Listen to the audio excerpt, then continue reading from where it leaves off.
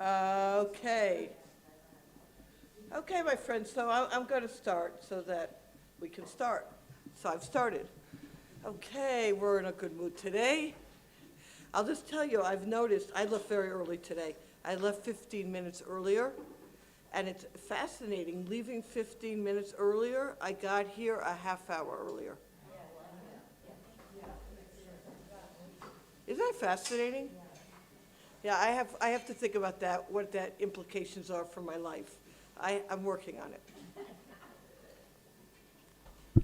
Also, Yasher Koach for the water carrier. Thank you for 3 cups. Okay. These are the names of the men whom Moshe went to spy out the land. Moshe called Hosea the son of Nun Yehoshua. Why did he call him Yehoshua? So this is very famous. Source 4, Parshat SHLACH contains a tragedy that foretold all other tragedies in the history of our nation. The Meraglim, the greatest individuals from each tribe, the cream of the crop of Klal Yisrael, returned from Israel on the 9th of Av. When Klal Yisrael heard this report, you cry for no reason. I Gavals, we've been suffering ever since. Moshe Rabbeinu apparently sensed the Meraglim would return with that report. He changed the name of his devoted disciple, Hosea ben Nun, to Yehoshua. May Hashem save you, Ma'atzat Meraglim, from the plot of the Meraglim. Okay, that's all famous. That's something we know. Here are the questions for today. Question number 1 is source number 2. V'kvarim du rabim al zevet tamhu. This is our major question for today. Hey ach yitachen shanashim sadikim gedolim v'chashuvim ka'elu yavchu l'rishayim gmurim b'zman katzar kazeh shomem yom. When we're talking about the Meraglim here, and this is true really of all of Chumash, we're talking about these personalities. Sometimes we get into a mindset, oh, they weren't so great, and we're easy to critique them. Stop. These people were those who stood at Mamad Har Sinai, who saw Hashem panim b'panim. If that was true of all the people, the Meraglim were the Gedolei Hador. These were Kulam Anoshim Roshe B'nai Yisrael Hema. These were the greatest of the great of the greatest of the greatest great. You'll figure out how great they were. Great. And then we have to understand, these people who were so tremendous to fall in such a short time, Omer Darsheni. How could that be? Like, what is going on here? It just makes absolutely no sense. And I have a little secret to tell you. After I'm finished today, it will still make no sense. Okay, as long as we're not expecting, major answers here. But they were Rishayim, the movie. I mean, that seems pretty harsh. They made a mistake. I mean, you say they were Hello, they lost Olam Haba. They died with that terrible death. I mean, they fell. They fell. I believe they lost Olam Haba. I may be wrong on that, but they fell and they were punished. And boy, oh boy, yes, so mess. Okay. Second question we have is in source 3. The language of Chazal, the language of Rashi is interesting. Ka Yoshiacha me'atzat meraglim. From the plot, from the advice of the Meraglim. I would have expected Chazal to say, saving them from Chet HaMeraglim, the sin of the Meraglim. Like, what's this idea of Atzat Meraglim, the mindset of the Meraglim? That language of Eitzah needs to be explored a little bit more carefully. So, my friends, I wanted to, and obviously our overall question, which we always ask, is how is this relevant for our lives? Remember that question? If you don't remember that question, then you haven't been around me for too long. I'd like to try to look at 4 answers. 3 made the title, 1 just didn't. I mean, how many H's can you find? It's a hard word, H. It's not easy, trust me. The title is the hardest part of the Shira, and the Shira is pretty hard, so that just tells you where we're holding. Okay, my friends, so you see what happens when I leave 15 minutes early. It happens to the best of us. I want to look at this on 4 levels. Level number 1 is probably the most famous of the levels, and that's the Zohar HaKadosh. In the English, it's in the asterisk in 4. The Zohar reveals the inner motivation that caused the Meraglim to sin. The Meraglim were the leaders of the Shvatim in the wilderness, and they realized that their term in office might expire when Klal Yisrael reached Eretz Yisrael. The Meraglim never made a conscious decision about the conditions of Eretz Yisrael, but the looming threat of losing their status upon entering Eretz Yisrael distorted their vision. Everything they saw during the mission came under the shadow of negativity associated with the land. We call this tat moda, subconscious. There's this feeling like, oh no, if we go into the land, are we going to be the leaders? And the reason they were nervous, says the Shari Tuvia, Rav Tuvia Weiss, that's out, is they knew that there were greater Nisim than them. And the fact that those Nisim weren't being sent, like Nachshon was greater than them, yeah? But rather they were sent, Elavadai Gdulatam Shira Eretz Yisrael. They said it must be that we're like the temporary Nisim, and they're leaving those Nisim to stay home because they're priming them for what? For Eretz Yisrael. Yes, ma'am? But they saw Kalei Yeshua with them, who were the greatest. I mean, not the greatest. Yeshua, in fact, wasn't there. That's why Right. he wasn't put in that Nachon, book. nachon. So, But they were I'm not even sure. greater than them. They were greater, that's the whole Zach, they were Like who? greater. Like Nachshon is an Nachshon's example. the only one I can think of. But I don't know the people there, do you? Yes,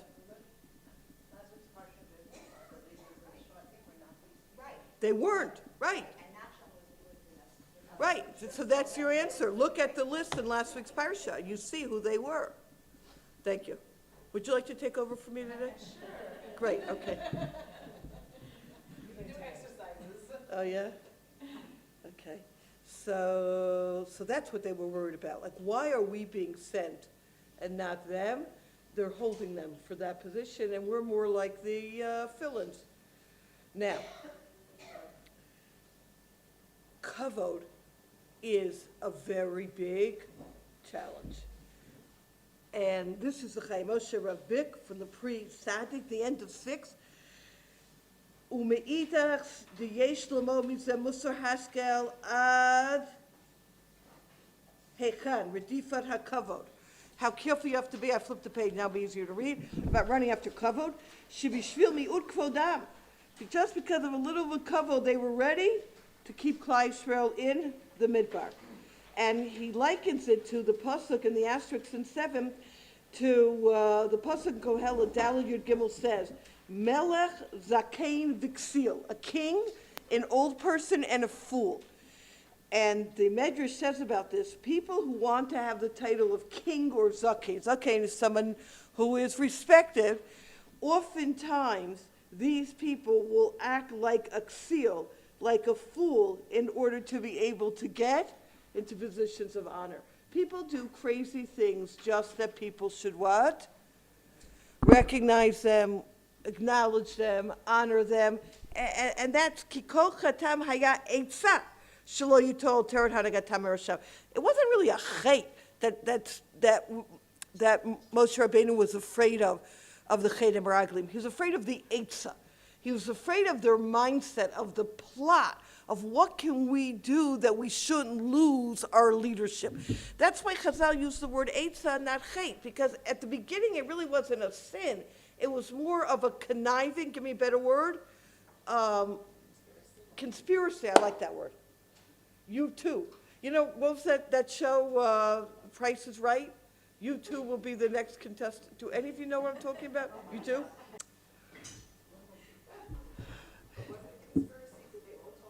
Yes. Now, what was Moshe Rabbeinu afraid of with Yoshua? He was going to fall into this. Yoshua, we know, was the Anav Mikola, was also an Anav. He was like the Targum Yonasan describes his Anivos, and that's what Moshe Rabbeinu was afraid of. So you can look at it on two levels. One level is source number 9. Moshe sensed, we knew from last week's Parsha, that Eldad the Medad had the Nevuah, that Moshe Rabbeinu was going to die, and that Yoshua was going to go into Eretz Yisrael. So Moshe sensed that the Meraglim would be affected by their desire to retain their positions of leadership, and based on Yoshua's reaction to Eldad and Medad's prophecy, Moshe was concerned that Yoshua and the bracket in 9 might acquiesce to their plan for the diametrically opposite reason.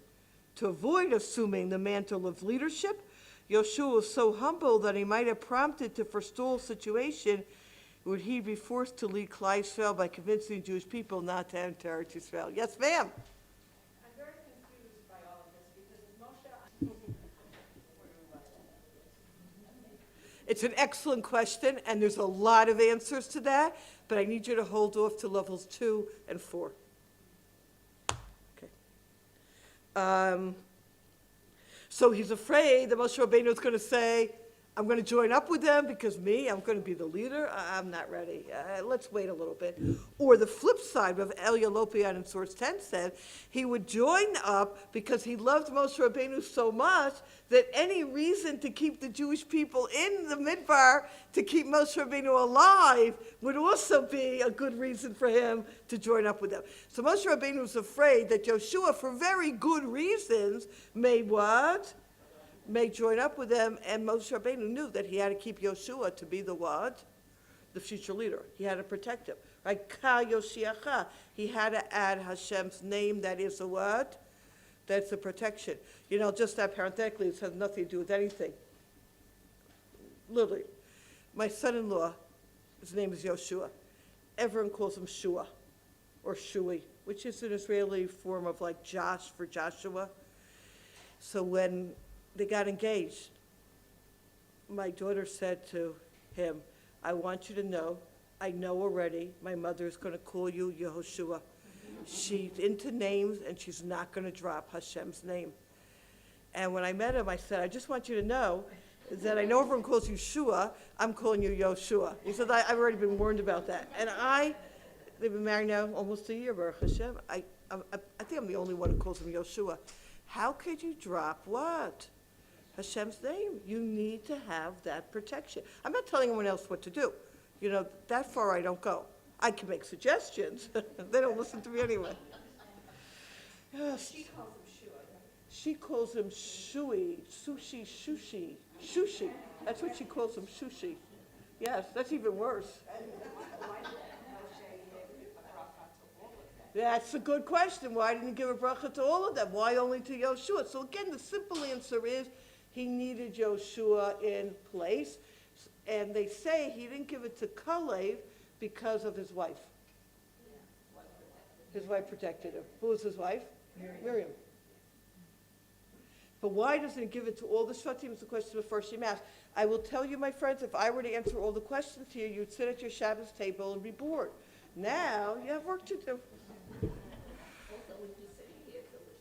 And you'd also be sitting here to the Shabbos table. But you too could be the next contestant. We are.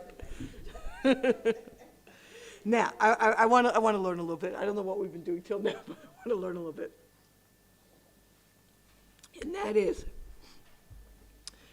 let's understand on a Musar level for us, which is important in source number 10. We know these Nasiim were great people. In source 11, I'm in the bracket. This is again Rav Elia Lopian Zatal. V'omam pashutu shelo haya kan taivas hakavod gasa k'mo shanu mitzarim lanu b'darenu. Let us not attribute to them this feeling of haughtiness and gaiva that we attribute to people of our generation.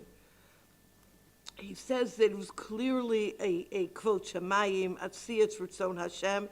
And in fact, he says in the arrow, while they're in the desert, it never even dawned on them that they were afraid that they were going to lose their what?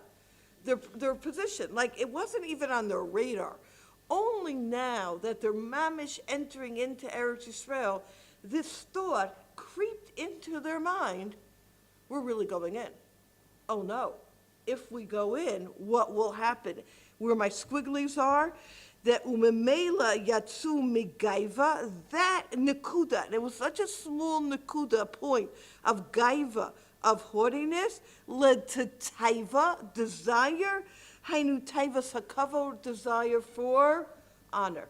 And again, we're talking about people of a very high level. Continues Rav Eliam in source number 13. Regular people, I can't say like you and me, like me. Regular people have a taiva, kin of a taiva, of a kavod, motzima ta'ata min ha'olam. That is not the taiva and the kavod we're talking about with these people. He describes it like the force of the Satan himself. The greater the people, the greater the what? The greater the, that's why it's, again, parenthetically, if you see someone great fall, and you say, my gosh, how could they fall? You know that the forces against them were much higher than you can possibly what? Imagine. Because everything is zelu mazeh, there is a, right. So it was a tremendous Yetzer Hara that overcame them, that we can't even imagine what this was about. And hence, he says in 14a, Kalev, the name Kalev, we don't have that name too often today because it's so related to Kelev. Kalev is, you take the lamed on both sides of the word, Kol Lev. He had to use the entirety of his heart to be able to maintain his equilibrium against this force. It was such a strong force. The bottom line for us, which is what I want to walk away with for our lives, is how was this possible that they fell, which was our question. And he says, and this is where I want to focus in on, if I could find it, 13 in the dot.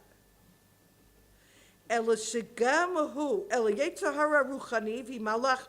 13 in the dot.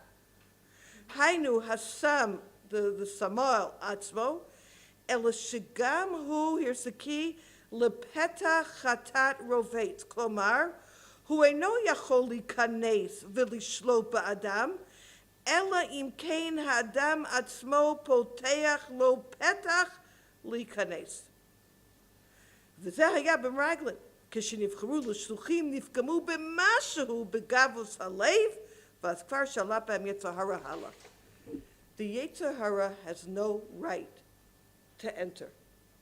They're not allowed to enter into ours unless we open up an opening. That small opening of, oh no, that oh no was enough for the Yetzer Hara just to walk right in and say, yeah, you're going to lose it. Oh my gosh, I'm going to lose it. Yeah. You said that they were finally poised to come into Eretz Yisrael. I'm not very sure if you invite this is the first year, right? Is this the second year? Second year, yeah. Yeah.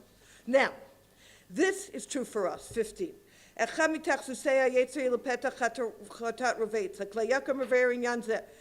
Yetzer Hara is really weak. I know he doesn't sound that way. If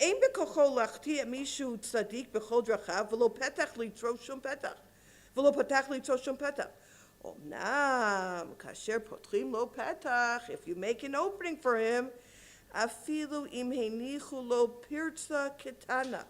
even if it's a small opening, yesh b'kocho l'archiv ha'pirtza v'losif pesha al chatato. It doesn't take much for him to then enter into our lives. The imagery, it's an important imagery that Rav Chaim Shmulevitz uses in a number of ways. It's found in source 17. It's of a field, let's say a strawberry patch. Yeah, you're with me on the strawberry patch? Cute little strawberries here. I have a fence around it. Let's say in one corner of the field, there's a tiny opening, just a tiny little animal can get through. I mean, really tiny, squeeze through. He can't get out because he's so fat getting in, but okay, that's aside from the point. Is the field protected? The answer is no.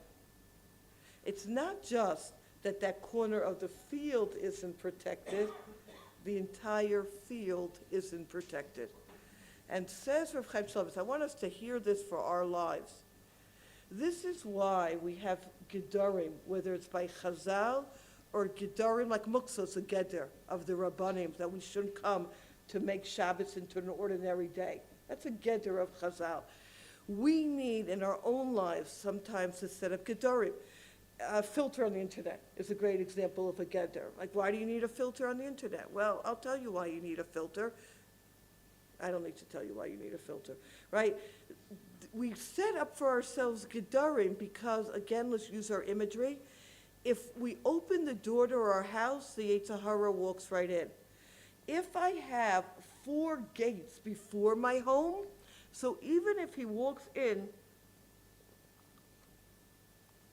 to the first one, I'm still protected. You know, it's interesting, just to give another example, I want us to really hold this because this is really practical for our lives. Chazal liken the Yetzer Hara to a fly. You ever have a fly come into your room? It disrupts your whole what? Equilibrium. But it's just a little fly. So that's why we have screens on our windows.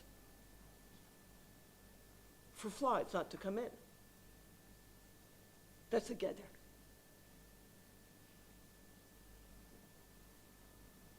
The Yetzer Hara by itself is powerless.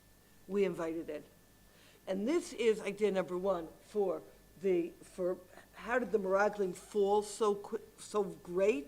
The answer is when you let that Yetzer Hara in, as small as it is, the greater you are, the greater the fall. That taiva of kavod, the gaiva, is a slippery slope, and they just what? Came crashing down. Okay, yes, ma'am.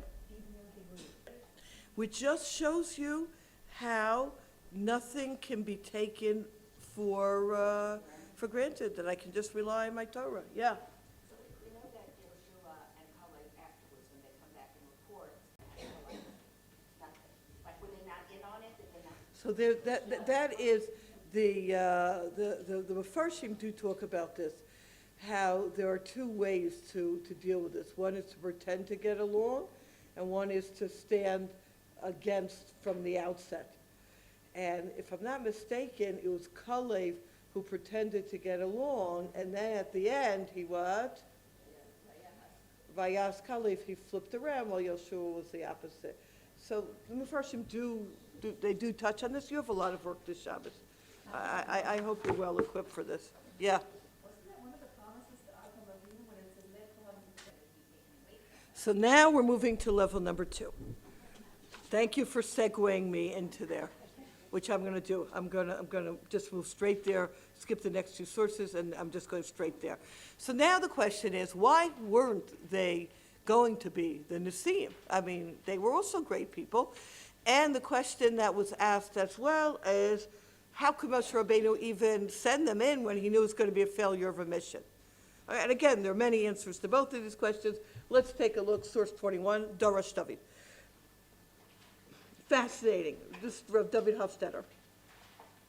He says, we are told over and over again, 21, do not imitate the deeds of the people of the land of Canaan to which I am bringing you. The evil deeds of the nations that lived in the land had imbued it with a level of powerful tumah, spiritual impurity, and Moshe did not want Bnei Israel to enter the land while that tumah was still in full force. Consequently, he assembled a group of the greatest men of the nation to act as spies so they would infuse the land with Kedusha in the course of their exploration.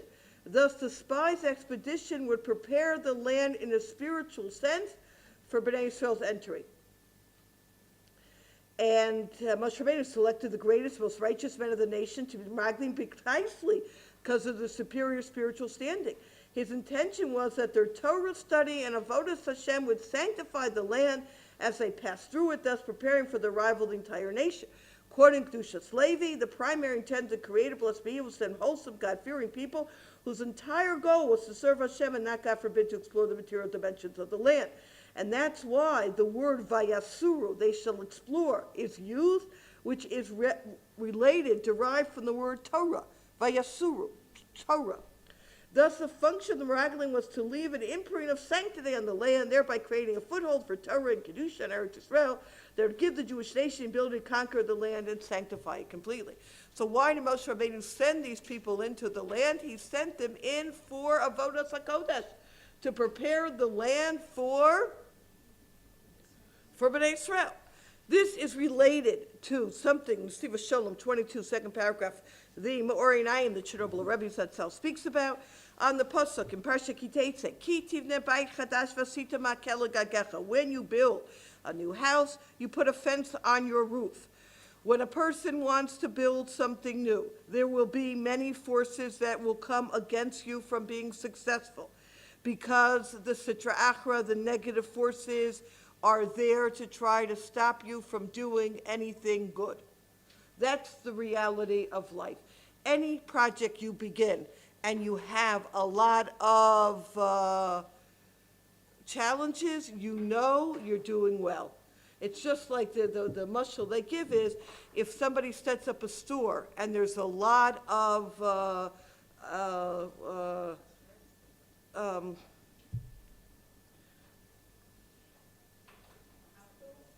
opposition to the store, you know that there are many competitors in that area. That's why they're so upset. So the competitors are when there's so much kedusha, the forces of Tuma get what? Get a little riled up. They say this, in fact, you should tell this to new couples, right? This is wedding season now. A new couple is starting a bias of kedusha. Trust me, you will have a lot of what? Challenges. And those are normal. And the more challenges you have, I'm not talking about abuse and lo aleinu, I'm not talking about these things. I'm talking about you just can't stand the toothpaste. Those examples, okay? Are you following? I'm not talking about, in those cases, get out, get help, deal. Okay, I'm talking about normal challenges of two individuals who've lived by themselves who are now trying to what? Live together. Am I making sense? You know, I was thinking that actually the role that they, Next week with God, so. What's the answer? How do you overcome these forces? Make a fence on your roof. What does that mean? Be able to move beyond your house to the Ribono Shel Olam. When you bring Hashem into the picture, you're able to offset these forces. And that's, we've spoken about this at length, my friends, over the years, that's the response to this shtiyot that people have of saying, bli ayin hara, k'nayin hara.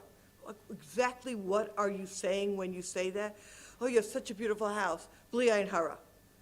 So by saying bli ayin hara, it's going to take away the ayin hara. I have a little secret to tell you, and I hate to disappoint you here. It diddly squats. The correct answer is b'chaste Hashem. Asher chanan Elokim et avdecha. When you make a fence to your roof, when you're able to bring it to a higher level, it's not about my house, it's not about my brilliance, it's about the Ribono Shel Olam. That was the job of the Meraglim. The job of the Meraglim was to bring the Kedusha into the land and to be able to offset the Tuma in the land, and the Tuma was tremendous Tuma. 23. Vayidei zeh yesh lomar inyan ha-Meraglim, שבשעה שעמדו ישראל להיכנס לארץ ישראל אשר כוח הקדושה כל כך גדול בה, the level of kedusha was very great in the land, and זה לעומת זה התרכזו בה כוחות הסטרקטרה חזקים ביותר. And at the same time, because the kedusha was so great in the land, the negative forces were so great. Amalek is Yoshe Be'eretz HaNegev. Amalek was Ram, the greatest level of Tuma. And they tried their hardest not to have Klal Yisrael come in.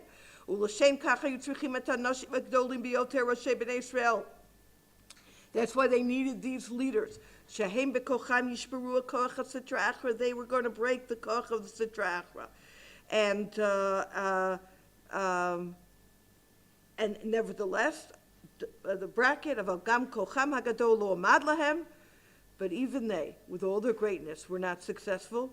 V'yitzliach ma'aseh satam lachshilam, and they got sucked up into the negative forces. Now, what went wrong? How come they weren't able to offset the negative forces? Right? If you can't beat them, join them.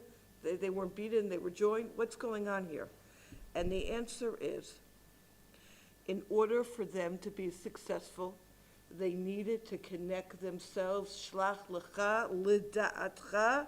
They needed to connect themselves to the one who was sending them, to Moshe Rabbeinu. 24. כי דכתיב לב נשבר ונתקע אלוקים לא תבזה. שאפילו מי שראוי לבזתו אם הוא לב נשבר ונתקע אז אלוקים לא תבזה. ואף זה נכלל ברמו שלח לך לדעתך, שהיה להם לאחוז במידתו של משה רבנו. They had to take on the mindset, the personality, the character traits of Moshe Rabbeinu. שנאמר בו ואיש משה ענב מאוד מכל אדם אשר פני אדמה, which is humility. And we know in the bracket of על המרגלים שהיו כולם אנשים ראשי בני ישראל המה. The problem was they were anashim. Well, that's the Klei Yakar. It is. It's the Klei Yakar. It is the Klei Yakar. Rashi, right? Women are mechavot tataretz, but tzlavcha v'chule. Kulam anoshim Rashi b'nei Israel. Lo hayu shvelim v'shvurei leiv. And since they didn't have that ability of a leiv nishbar, a broken heart, and humility, they didn't carry with them the koach, the strength of Moshe Rabbeinu. They therefore fell. Why was it necessary to have the koach of Moshe Rabbeinu? You went the wrong way, Shira, I got that. And that's because, and here's the key, 25. And therefore hifsidu et hashmira ha'elyona v'lo yachlu lamod keneged sklabrus ha'sitra achra v'naflu nefila gedola kolkach me'igra rama labira mikta. They fell of this great fall because they were missing this quality of anivos. Why? 12 u'biyeter biyor yeshamayin jedafka binyana biyata aret nemar shlach l'chaladatcha. Shirak anoshim bale hachna va'anava ruyim largish kedushat haaretz. Here's the punchline. In order to be able to really feel the kedusha of Eretz Yisrael, you need to tap into the motif of Eretz Yisrael, and the motif of Eretz Yisrael is humility. Yechinami, but not in a not in a healthy way. And that is why it's called throughout the bracket, throughout Chumash, Eretz Yisrael is called Eretz Canaan. Canaan comes from the concept of hachna, which means to humble yourself. And my friends, another parentheses, us living here in Eretz Yisrael, we know that this is the key to survive in the land. What do you mean you're having a coffee break? You just had 3. Step back. They want a coffee break? You know, it's not about you and your wants. Just step out. Be machnia. Not in a negative sense, but in a healthy sense. The world does not need to revolve around me. So I'm missing the form. And you told me I had all the forms. Great. I'm learning hachna. I'm learning humility. I'm not in charge. Hey, chaf, nun, ayin, hey. And you'll see in there, Knan. Yeah. Hashem taught us this from Har Sinai, with the lowest mountain. Yes. My question is, why did the woman give it an ultimate? Nine. You also have work to do Shabbos. I'm not, as Brenda said, if I were to be teaching everything, I'd be here till Shabbos. And I have other jobs to do. It's a good question. But again, it goes into the difference between men and women, the way men are wired, the way women are wired. Men are v'kivshuha, about kibush. Women are about chazaka, about acquiring it in a peaceful way. And that just gets to the core of the difference between the two. And today's discussion is not that. I didn't make this step about nashim instead of anashim. Who says? Klei Yakar. The Klei Yakar says it, yeah, Klei Yakar. 27. Ubamida zu haya pigam hameraglim. Kimosha Torah merit aleim kulam anashim Roshei b'nei Israel hema. Perish kulam anashim same tzadikim gedolim of a Roshei b'nei Israel hema. There are anashim, they're tzadikim, but they looked at themselves as Roshei b'nei Israel, and sheishlam nasu begumim heim b'midas hachna v'shiflos, and that is why they would not be able, answering Rivka's question, they would not be able to be the leaders in Eretz Yisrael, because to have leadership in Eretz Yisrael, you need to have this level of humility, this level of hachna, which Yoshua and Kalev expressed. Now, for our lives, because that's where I want to get to, for our lives, this is a key to be saved from challenges in life. The way the Nesiva Shalom says it in source 30, second paragraph, this is true in all of our situations. Even when you feel like I can't even open my mouth to daven, and I'm just being surrounded by challenges all around me. But if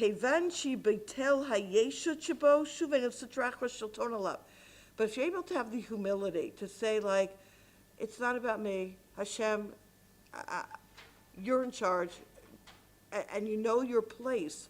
So then the Sitra Achra can have no hold on you because there's no you. The Sitra Achra can only start up with a you.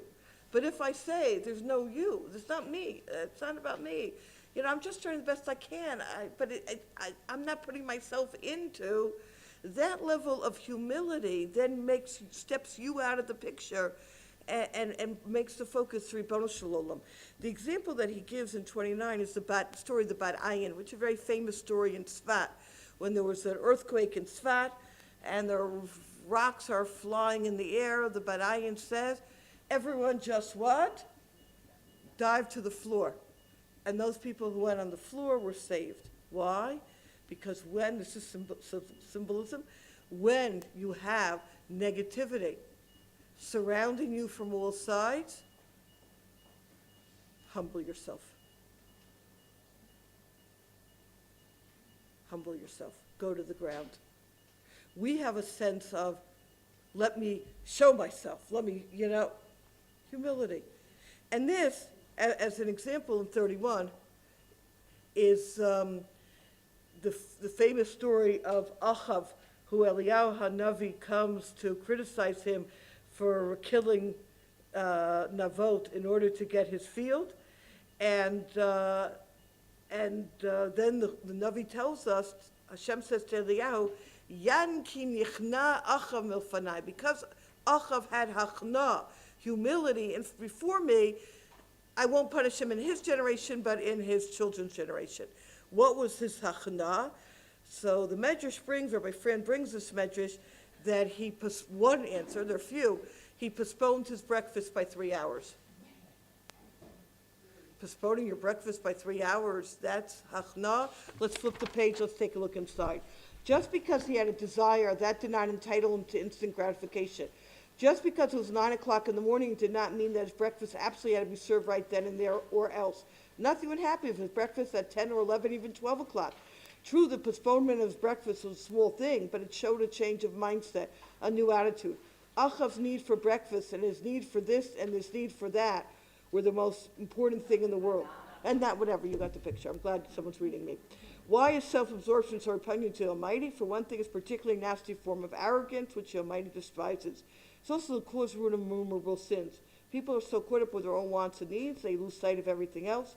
The relationships become tense and strained, and the greater the self-absorption, the greater the strain on the relationships. When people think that they're nucleus of the world, they're less likely to be compassionate and considerate to other people. If we don't care about other people, if we don't hurt for them, it's almost invariably because we care too much about ourselves. How often do problems with your husband and wife stem from the conflict or desire, my way or your way? Moreover, what does self-absorption do to our relationships to our Creator? If a person profoundly concerned with his own needs and desires, always be in conflict with the Almighty, so to speak. The Almighty man is one thing, well, he wants another. And who will prevail? Whose will counts more? The bigger person's me, the more likely is to disobey the Almighty in order to satisfy his own desires. And that's why do we bristle when we're criticized? Why do we have difficulty admitting that we're wrong to a spouse, to a friend, to an associate, to the Almighty? It's only because the me needs so much to be big, to be large, and the admission, I'm sorry, concedes that our me may not be so gigantic after all.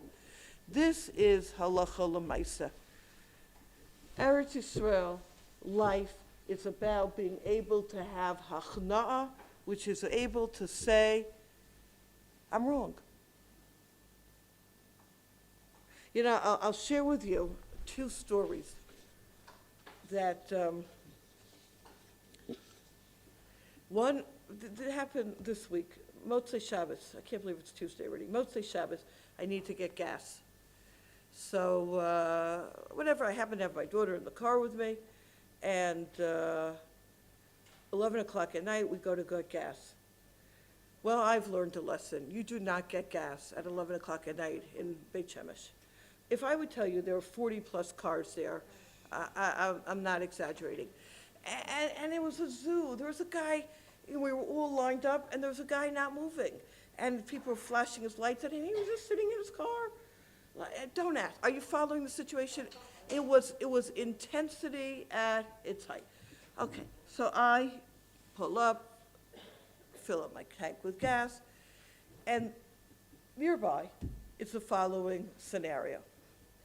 A guy pulls up to the thing, he had a tiny car, he pulls up like to the end, turns off his car, turned off his light, went in to pay. The guy behind him thought, because there were people just sitting there, that he was just sitting there, didn't realize what he was doing. He went in and started to use the pump. He used the pump on this guy's cheshbon. The guy, who's American, comes out, sees what's going on. Am I making any sense in the scenario here? Sees what's going on, and he starts to...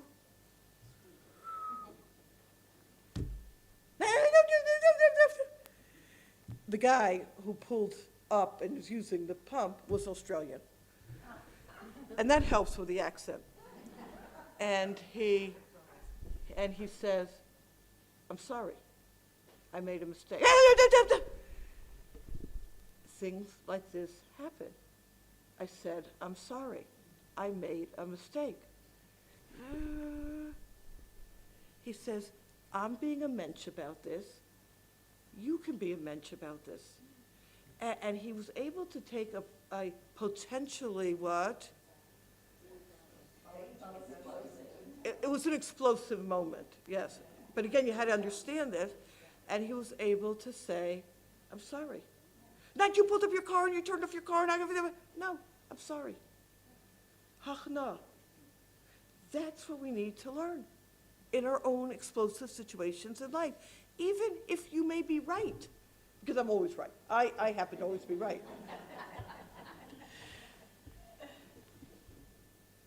You have to say you're sorry. Second story. So I shared this story on Sunday because I said to my daughter, you think we went to get gas? No. HaKadosh Baruch Hu Amechi Mitzadei Gaver led us this just to witness this dynamic was fascinating.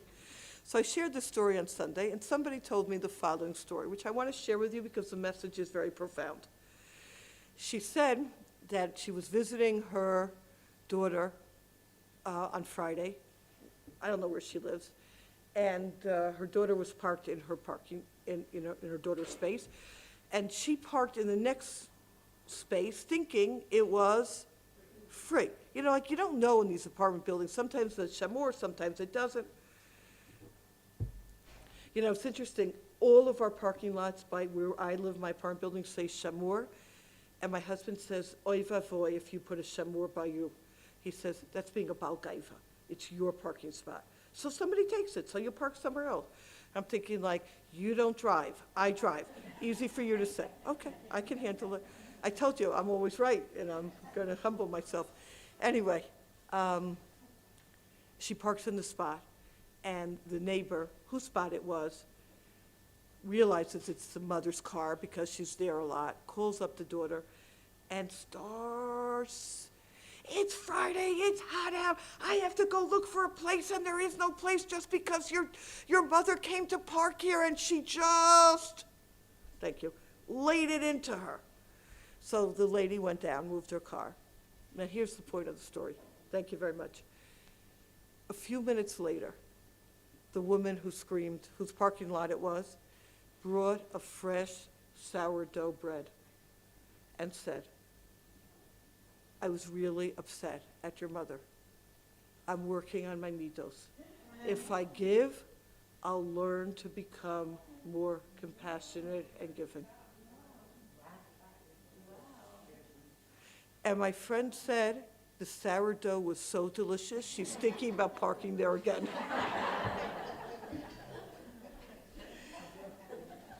know, when you daven, you say, "Shelach," you step back.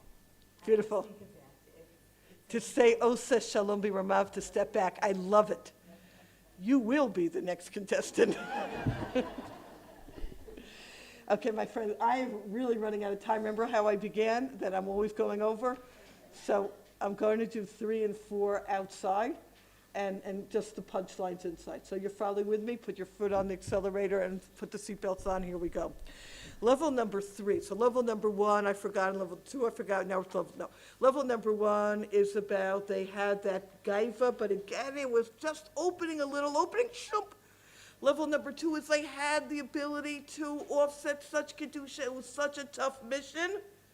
They fell is because, and again, I'm doing it on their level. Understand that? They needed that humility to be able to offset the kedusha of Eretz Yisrael, and on their level, they were missing that. And then they got caught up in the what? In the intensity of the negativity of Eretz Yisrael. Instead of countering it, they got drawn into it. Level number 3 is just very fascinating. I'll do it very briefly. It's the Lubavitcher Rebbe, 34 through 39. And he says, why does it use the word Eitzah? Because the problem of the Meraglim was the Meraglim. What do I mean by that? So says the Rebbe, throughout this Parsha, Moshe Rabbeinu uses the word vayaturu, latur, go and just visit the land. I don't want you to come back with this is, and this, just here are the questions, answer them. I don't want your opinion on them. I don't want an eitzah. I don't want advice. I just want to answer the questions without the advice. A meragel, by definition, a spy is somebody who comes up with what? Starts thinking and conniving and this and moves their own mindset into it. That was their problem. That had they gone as emissaries of Moshe Rabbeinu, and Moshe's midos emes, Moshe emes, and just answer the questions, they would have been fine. Atzat Meraglim, I'm worried that the Meraglim are going to take on the guise of Meraglim with Eitzah. Yoshua, I want you to make sure you don't fall into that trap. Once you start thinking through things yourselves, that's the slippery slope, says the Lubavitcher Rebbe, that you put yourself into this, and once you put yourself into this, there's no end to where it can land. What was their problem? They didn't do their mission as they were supposed to. The Chiddush for today is going to be source 4, level 4. The Be'er HaChaim, and it's a little bit complicated. Okay, it's a lot complicated, so I'm going to do it outside, and we'll do the end inside. So you got to really follow with me. It's great. When we go back to the Bris Ben Absarim by Avram Avinu is told, it's going to be a few generations before your children come back into the land. Ki lo shalem avon hamori. Because the Amorites haven't yet, deserved to be what? Kicked out. And only when they deserve to get kicked out, there's a time, as you were saying, there's a time and a limit for everything, then you can come in. Having said that, there are 2 ways to get kicked out. One way is through war, and one way is through God's personal intervention. Which way is a better way to get kicked out? Which one? Right, God's personal intervention. That's why he says, this is based on the Chasam Sofer, that had we gone in with God's personal intervention, the taka could have been thrown out a drop earlier than they needed to, because they were going to be thrown out in a, so to speak, dignified way, and it doesn't look so bad. And indeed, that was the plan. The plan was, Vayibin so Aaron, Vayomer Moshe, right, and what would happen? The nations would just run, all the nations would disperse, and they would have gone in a bit earlier, but in a more dignified way, and goodbye, good luck. Once the misonanim happened, once those people desired, they've lost going in the supernatural way, those upside down nuns, and now they're going in a natural way, and now we have to wait for the sin of the Amori to be the time to be completed. Well, hold on a second. If they're going to go in a natural way and the sin has to be completed and they have to wait, then how come they sent the what? The spies. What are they achieving? They're not allowed to go in because now they're going in a natural way, not in a supernatural way. So then why are you sending spies? Just wait in the desert until what? Until their sin is completed. So the answer is the following. SHLACH lecha, says Yisrach Moshe, lehanotcha v'lotovatcha. You know by lech lecha, go, it will be for your good. Says Yisrach Moshe, Moshe Rabbeinu, it's going to be for your good to send spies. Really? It's going to be for his good? Oh my gosh, it's not for his good. So he explains the following. Moshe Rabbeinu, everything in his life was supernatural. When it had to come to the natural, let's say fighting Amalek, Lefi Charev, who does he send? Yeshua. Yeshua is the natural fellow. He's a supernatural fellow. Listen closely. Here's the chiddush for today. Hashem says, I have a plan. File name, Atzat Meraglim. It's not the plan of the Meraglim. That would be Atzat HaMeraglim. Atzat Meraglim is Hashem's plan of sending spies. That's the case name. What was the plan? Listen closely. Let's send in spies. I want them to be totally overwhelmed by the power of the nations. I want them to come back saying, there is no way we can conquer the land except if what? Hashem does it. This was, and there was a danger in this. Well, there's a danger in this, yeah. But this was the plan. Hashem says, I'm giving you another way, even though the Misonanim happened. I'm giving you another way to come in a supernatural way.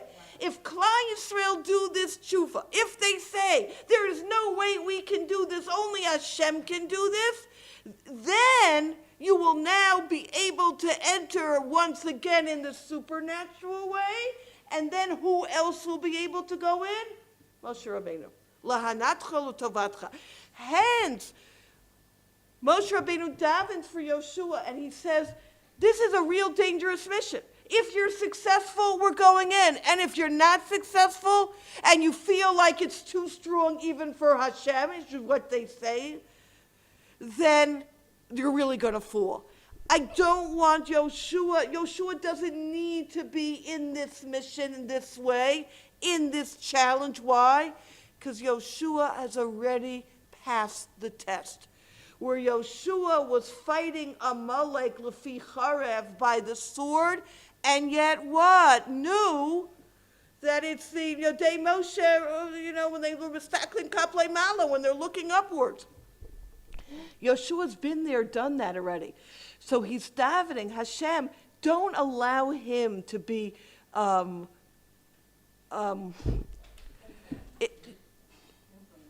by this nisayon. He doesn't need this nisayon. The bottom line is, and this is the message for our lives, that the message is that when we recognize that everything comes from Hashem, that's when we're successful. Let's take a look at 46. V'zeh yesod gadol, hold on. V'chol chayei adam ben beruchnius ben begashmius. Shekol ma shemevatel atzmo margish be'emet sheyeshua hu rak made Hashem. When we realize that our help is only from Hashem, az balo Yeshua yoter benakel. then the salvation happens more quickly, and that's the way in Gashmias as well. In Ruchnias and Gashmias, we have to recognize that it's all about Hashem. And he says very clearly, you can fight, and you need to fight, right? Yoshua fought with a cherub. He fought. But when he fought, he understood that what? It was Hashem fighting. When we have that clarity that we're involved in fighting, at the same time, it's not about only us. It's about giving it over to Hashem. That's when we're going to be successful. When we have this feeling of it's all natural, that's when Hashem has to wake us up and remind us it's not natural. Like the perfect example of one who, writes a report thinking, look how brilliant they are, the computer crashes. You lose everything. I am sure it has happened to every single one of us sitting here. That's a personal message. It's not about you. Rabbi Leff, let's bring it down. To correct the purposeless tears of the Tisha B'Av Eve in the desert, our Batei Mikdash were destroyed on Tisha B'Av, and we were thrust into Golus, where we would come to see clearly our dependence on Hashem. By rather than crying of our helplessness, our tears on Tisha B'Av must proclaim, Hashem, you promised we would redeem from this Golus. We cannot achieve this redemption through our own efforts. Therefore, you must redeem us. Rabbi Yerucham Levitz, the great Mir Mashgiach, explained the Mishnah at the end of Sota to mean the Mashiach will not come until we realize we have nothing and no one to rely on except our Father in heaven. Mashiach will not come so long as we attribute our successes and failures to natural causes. As long as we look for political, economic, and sociological explanations of the world, we are in trouble. My friends, we are living in a world, I don't need to tell you, we began with the sandwich maker imagery in the beginning. We're living in a world right now in Eretz Yisrael, a tzara hi liyakov. We are in difficult times from all sides, from all aspects. If for one moment we believe there is a political answer to this question, then we are in serious trouble. What we need to understand is, first and foremost, in our interpersonal relationships, we have to be machnia, we have to have the humility. When we show humility, we create more room for godliness in this world. And the second is we have to understand, with all the effort, and we need to do effort, and the soldiers are the Kadoshei Elyon fighting for us, we need to understand, and the soldiers clearly understand, they are just shlichei haborei. When we have that with clarity, then you see lamala min hateva things. And that's why, Miriam, I'll get you 1 second, that's why I don't think any of us who were here, that Motzei Shabbos, when those hundreds of missiles came from Iran, I don't think any of us sitting here were thinking, oh, this is, the Iron Dome. Every one of us pulled out Tehillim and recognized we have no other recourse. That has to be our mindset. And then a helicopter can go down just like that. Supernatural things can happen when we're able to give it over.